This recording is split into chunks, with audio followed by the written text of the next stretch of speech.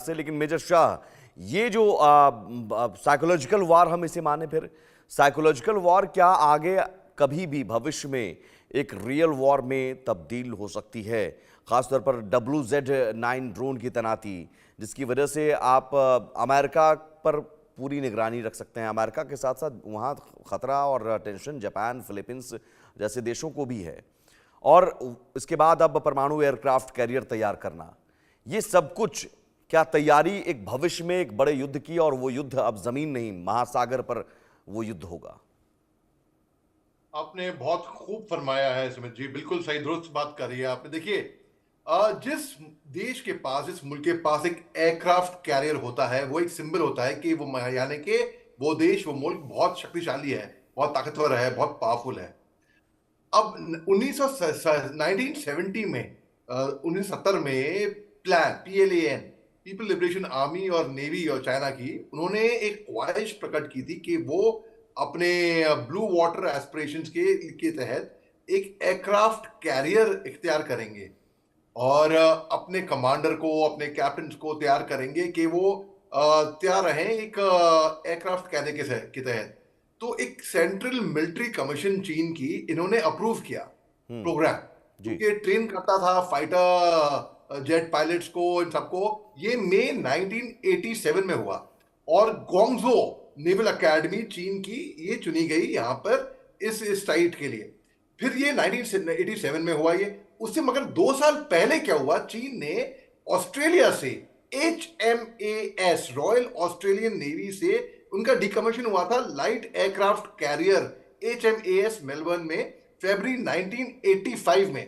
फिर इनको ऑस्ट्रेलिया ने ये चीन को बेचा, लेकिन बेचने से पहले इन्होंने पूरे हिस्से पुर्जे सब निकाल दिए थे। जैसे कि आपने 15 अगस्त को देखा था ना, जब अफगानिस्तान में तालिबान, जब अमेरिका छोड़ गई थी वहां पे हथियार, तो उन्होंने काफी हिस्से पुर्जे हथियार के निकाल दिए थे ताकि दोबारा इस्तेमाल ना हो पाए। अब चीन ने वो खरीदा, टो करके वो लेकर आए, उनकी कुछ काम करी था, इन्होंने बाद में इसको स्क्रैप किया। लेकिन स्क्रैप करने से पहले इन्होंने इनके आर्किटेक्ट्स ने इस जहाज को ठीक से स्टडी किया। ठीक स्टडी किया तो इससे इनके पास ऑलरेडी 3 जहाज हैं, एयरक्राफ्ट कैरियर हैं। एक तो इन्होंने सोवियत यूनियन पहले, सोवियत यूनियन से लिया था, और 2 लिए थे जो कि इंडिजिनस हैं, इनके देसी हैं। अब ये दो, अब मैं आपको ले आता हूं 2025 में, अभी, बल्कि 2025 में ले आने से पहले आपको मैं ले आता हूं 30 साल पहले तकरीबन, जब चीन ने एक एयरक्राफ्ट कैरियर की ख्वाहिश प्रकट की थी और एक लिया था, तो लोगों ने कहा कि भाई अभी चीन बहुत काफी पीछे है। लेकिन ये बात माननी पड़ेगी कि चीन की नेवी ने तरक्की तो की है, क्योंकि 2025 ये हो गया है। जी। अब देखिए, 2 एयरक्राफ्ट कैरियर, लियोनिंग और शैंडोंग, ये के, और जो थर्ड जो है फ्यूजन, वो अभी करंटली, फ्यूजन जो है वो करंटली सी ट्रायल ले रहा है, क्योंकि उसमें न्यूक्लियर पावर शक्ति में कमी है कि वो न्यूक्लियर से लेस नहीं हो सकता वो। अब जो चौथा एयरक्राफ्ट कैरियर है, जो अभी जो है टाइप 004 जो कहलाएगा, इस पे काम चालू है, और इसमें जो न्यूक्लियर प्रोपल्शन इसके अंदर काफी होगी, और ये अभी कंस्ट्रक्शन में है। वैंग यूनिफर एक रिटायर्ड PLA के नेवी ऑफिसर हैं, उन्होंने कहा था कि जो नेवल एक्सपर्ट्स हैं, इन्होंने 2018 और 19 में ही चाइना, ये ऐलान कर दिया था कि चाइना ने 5 साल 6 साल के बाद जी। 5 या 6 एयरक्राफ्ट कैरियर होंगे, बल्कि 2030 में, ये 5-6 साल पहले इन्होंने कहा था ये बात। जी। और फिर 1985 में जब चाइना ने अक्वायर किया 4 रिटायर्ड एयरक्राफ्ट कैरियर्स के स्टडी करने के लिए, कि बस उसका वो ऑब्जर्व करने के लिए, तो वो ब्रिटिश बिल्ड था, ऑस्ट्रेलियन, वो ब्रिटिश बिल्ड था, ऑस्ट्रेलियन HMAS मेलबर्न जो उन्होंने दिया था, जो एक्स सोवियत कैरियर ठीक है। मिन्सिक चीफ और वाइजैक के नाम से। वारियाक जो है वो बाद में एक एक्सटेंसिव रीफिट हुआ और कन्वर्ट हुआ लाइनोइंग में। लाइनोइंग, उसके बाद फिर चीन ने का जो पहला ऑपरेशनल एयरक्राफ्ट कैरियर था, जी। जो कि सर्व हुआ बेस के चीन के सब्सिक्वेंट डिजाइन उस पे हुए, वो चीन का PLAN, people liberation army and navy ने एक एम्बिशियस, एक ख्वाहिश जताई कि वो डेवलप करेंगे इसको ऑपरेशनल एयरक्राफ्ट कैरियर 1970 से। अब देखिए, चीन के पास ये जहाज तो आ जाएगा, ये टक्कर देगा अमेरिका को, और चीन अपना दबदबा बनाना चाहता है पूरे समुद्री इलाके में। और अमेरिका ये बात अच्छी तरह से समझ चुका है, डोनाल्ड ट्रंप साहब अच्छी तरह से समझ चुके हैं, शायद दर्शक इससे इत्तेफाक रखेंगे कि वो, जैसे कि सर ने बिल्कुल सही फरमाया अभी, कि अमेरिका रूस को पटाने की कोशिश कर रहा है। वजह इसकी क्या है? वजह इसकी ये है क्योंकि वो जानता है कि आज की तारीख में उनको थ्रेट, उनका मेन थ्रेट है जी। चीन। रूस ठीक है। इतना बड़ा थ्रेट नहीं है। तो हाँ। अगर रूस और चीन ने हाथ मिला लिया, आपस में आ गए अमेरिका के पास, और तो साथ अमेरिका में को उत्तर भारी, कोरिया भी। बिल्कुल उत्तर कोरिया भी बिल्कुल, बल्कि किम जोंग उन बार बार वो ट्रायल करते हैं, बार बार वो डिफॉल्ट करते हैं भाई, बार उनको वो ढेले का फर्क नहीं पड़ता, वो अपने ट्रायल करते रहेंगे। तो ये जितने भी मुल्क हैं जो एंटी अमेरिका हैं, जैसे कि ईरान हो गई, रूस हो गई, नॉर्थ कोरिया हो गई, चीन हो गई, अगर ये एक साथ आ गए तो अमेरिका जो सुपर पावर है उन पे भारी पड़ जाएगा। और जी जिनपिंग साहब ने पहले ही ऐलान कर चुके हैं कि 2050 से पहले चीन जो है नंबर 1 शक्तिशाली सुपर पावर बन जाएगा। जी। उसे अमेरिका को थ्रेट तो है ही है। हाँ। तो अभी तो चीन जो है दमखम, आपने कहा साइकोलॉजिकल वॉरफेयर की बात की थी, बिल्कुल दुरुस्त फरमाया था, क्योंकि चीन के एक फिलोसफर और एक ऑथर और एक राइटर थे, जी जिंग, बल्कि ये जी जिंग कह रहा हूं मैं, सनजू, सनजू ने आर्ट ऑफ वॉर में फरमाया था कि the acme of a military general is to win war without fighting, यानी कि आप जो जीत जाए वह लड़े। यानी कि आप साइकोलॉजिकल वॉरफेयर खेलेंगे, साइबर वॉरफेयर खेलेंगे, बायोलॉजिकल वॉरफेयर खेलेंगे, इंफॉर्मेशन वॉरफेयर खेलेंगे, हर तरीके का इंफॉर्मेशन खेलेंगे, आप वॉरफेयर खेलेंगे, आप लड़ेंगे नहीं, आप गोली फायर नहीं करेंगे। तो ये बिल्कुल। भी एक तरीके से मैं कहूंगा साइकोलॉजिकल वॉरफेयर का हिस्सा है, क्योंकि अगर एयरक्राफ्ट कैरियर किसी भी मुल्क के पास में हो तो उसका दमखम दिखाता है। और चीन जो है, मैं ये बोल के समाप्त करूंगा कि चीन जो है वो हिंदुस्तान से ज्यादा 4 गुना ज्यादा डिफेंस बजट में वो खर्च करता है। तो लोगों बिल्कुल। को अब लगता है सवाल सवाल हिंदुस्तान को लेकर ही, भारत को लेकर ही। कमांडर साहब, ये हिंद प्रशांत क्षेत्र में अमेरिका और चीन के बीच जो होड़ है, क्या इसमें भारत को उलझने की जरूरत है? न्यूक्लियर डॉक्ट्रिन क्या हमें बदलने की जरूरत है? जो हम देख रहे हैं अब स्टाइल ऑफ वॉर, या फिर हम देख रहे हैं कि अब महासागर में परमाणु एयरक्राफ्ट कैरियर, या फिर हमने एक रिपोर्ट देखी थी कि चीन के पास 1000 कम से कम परमाणु हथियार सक्रिय हैं। तो हमें क्या उस लिहाज से अब सोचना पड़ेगा? ठीक है, हमने अग्नि 5 हाल ही में हमने परीक्षण किया है, जो लॉन्ग रेंज की मिसाइल है, जिसमें करीब करीब चीन पूरा कवर होता है। ऐसे और ज्यादा जरूरत है हमें हथियारों की। उम्मीद जी, बिल्कुल जरूरत है। हायर क्वालिटी, बेटर क्वालिटी और बेटर क्वांटिटी, हाई क्वांटिटी। मैं वही चीज कह रहा हूं, जो हमारी आबादी चीन से ज्यादा है आज की डेट में। हमारा इंडियन ओशन उसके साउथ चाइना सी से बहुत बड़ा है, और ये इंडो पैसिफिक जो कहते हैं जहां हमने खड़ा होना है, तो हमारे लिए तो बहुत भारी चैलेंज है, और हमें बहुत भारी शुरुआत करनी है, और बहुत भारी टेक्नोलॉजी में जाना है। एआई है, और जैसे मैं आपको छोटा सा एग्जांपल दूं, देखिए अभी तो 4-5 साल 6 साल चीन साउथ चाइना सी को ही प्रोटेक्ट करने में, ताकि अमेरिका उसके ऊपर हावी ना हो जाए, उस पर बिजी रहेगा। पर जो काबिलियत है, जो मसल डेवलपमेंट हो रही है, वो तो वेस्ट नहीं जाती, वो तो कल को हमारी तरफ यूज होगी। फौज में कहा जाता है कैपेबिलिटी और इंटेंशन। कैपेबिलिटी माने मजबूती, और इंटेंशन माने इरादे।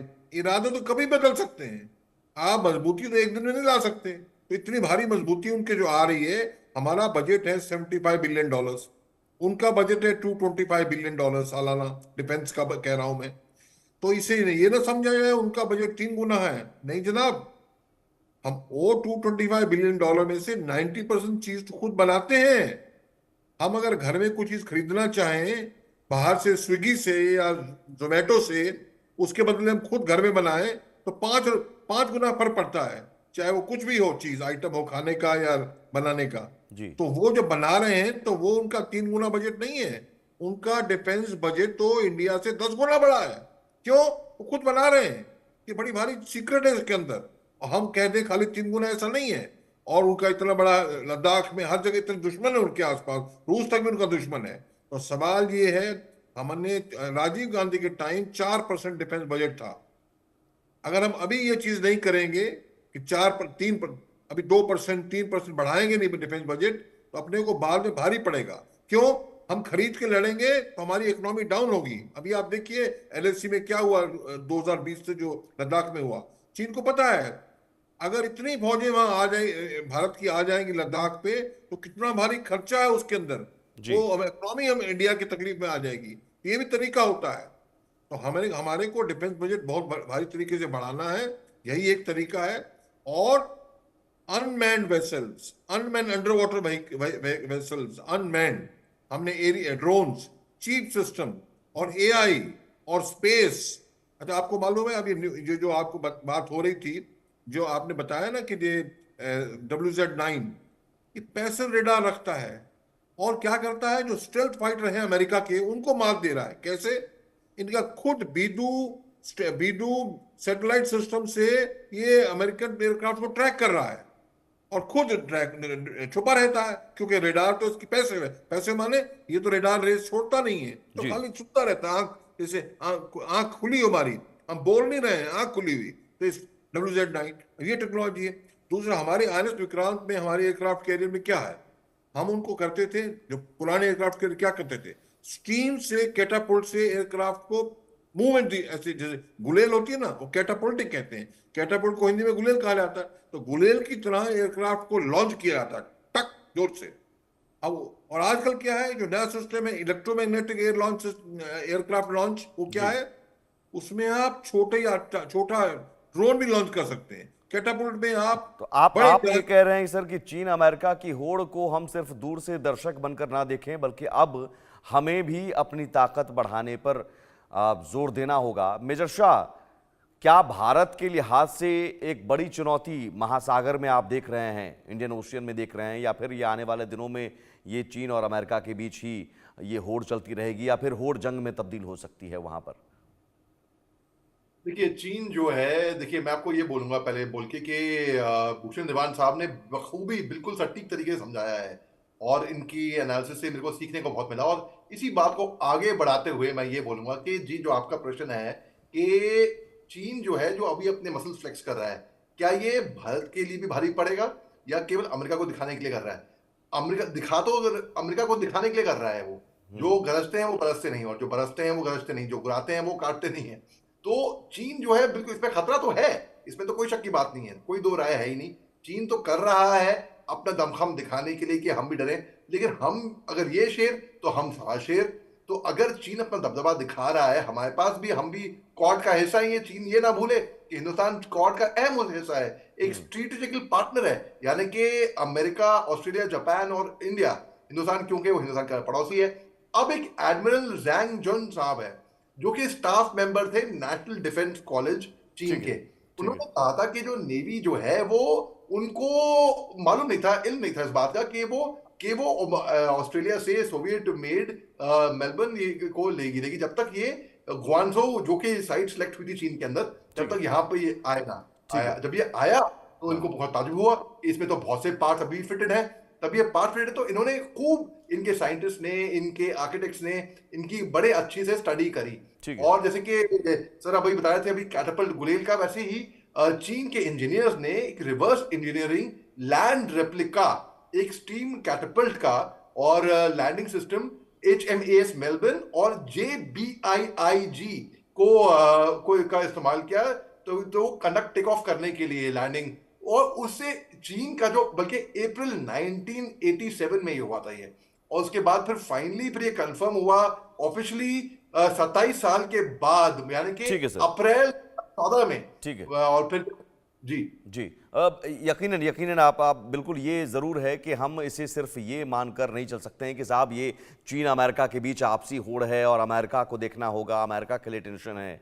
ये ज़रूर है कि महासागर में दबदबा बढ़ाने का सिलसिला आने वाले दिनों में, भविष्य में अगर युद्ध या युद्ध जैसी परिस्थिति वो महासागर में है, और उस लिहाज से हमें अब नौसेना की ताकत बढ़ानी होगी। हाल के दिनों में हमने देखा भी, भारतीय नौसेना की ताकत बढ़ाने पर जोर दिया गया है। कई सारी स्वदेशी पनडुब्बियों को हमने शामिल किया है और उस पर काम भी चल रहा है। इस काम को और ज़्यादा आगे बढ़ाना होगा। बहुत शुक्रिया आपका कमांडर साहब, और बहुत शुक्रिया मेजर शाह। आगे बढ़ते हैं, एक बड़ी खबर।